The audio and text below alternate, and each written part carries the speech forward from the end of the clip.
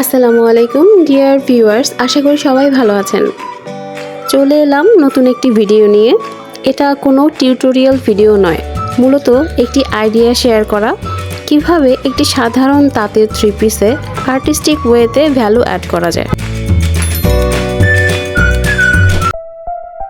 কিছু সৃষ্টি জন্ম নেয় কল্পনা থেকে আর রূপ পায় নৈপুণ্যের ছোঁয়ায়, যেখানে সূক্ষ্ম কারুকার্য মিলে যায় ব্যক্তিত্বের প্রকাশে। Hello, I'm Sumaya. You are watching Niora, where tradition meets modern grace. Let's explore elegance together. এটা ছিল একটা তাঁতের থ্রি পিস। এটা হচ্ছে কামিজ, এটা সালোয়ার এবং নিচের এটা হচ্ছে ওড়না। তো এটাকে আমি একটু মডিফাই করে আমার নিজের মতো করে একটা ডিজাইন করে নিয়েছি। কামিজের কালারটা বোঝানোর এত কঠিন হয়ে যাচ্ছে, এক এক সময় এক এক কালার মনে হচ্ছে। এটা কামিজের পেছনের অংশ। যেহেতু কামিজটি আমি নিজের মাপে বানিয়েছি, তাই এটার মাপ আপনাদের কোনো কাজে আসবে না, তাই বিষয়টি উল্লেখ করা হয়নি। এবং নিচে আমি প্রায় 1 ইঞ্চি পরিমাণ রাউন্ড করে কেটে নিয়েছি। ফ্রন্ট পার্টটা 3টে অংশ করে কেটে নিব, দুই পাশে 10 ইঞ্চি করে এবং মাঝখানের অংশটা 11 ইঞ্চি হবে।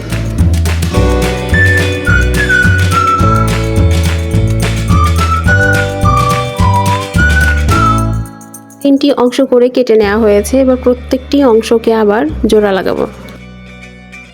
মাঝখানে একটি নীল রঙের পাইপিং সহ নিচে খানিকটা খোলা রেখেছি। হাতা কেটে নিয়েছি 3/4। কামিজটির হাতা, কাঁধ এবং গলা জুড়ে দেওয়া শেষ। এবারে সাইডে সেলাই করব।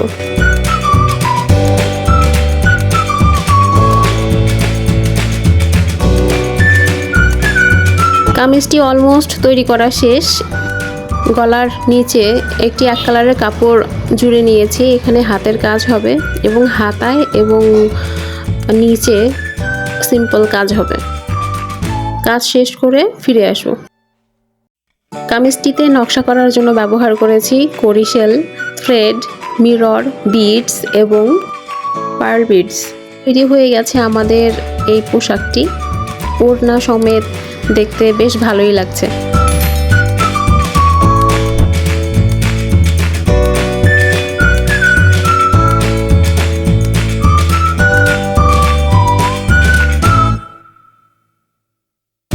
এবারে চুড়ি ম্যাচ করার পালা। আমার কালেকশানে 2টো সেট চুড়ি ছিল, যা এই পোশাকের সাথে মানানসই। এখানে কোনটি বেশি ভালো লাগছে আপনারা কমেন্ট করে জানাবেন, তাহলে আমি সেই সেটটি এই পোশাকের সাথে ক্যারি করব। ডিজাইনটা আপনাদের কেমন লাগলো অবশ্যই কমেন্ট করে জানাবেন।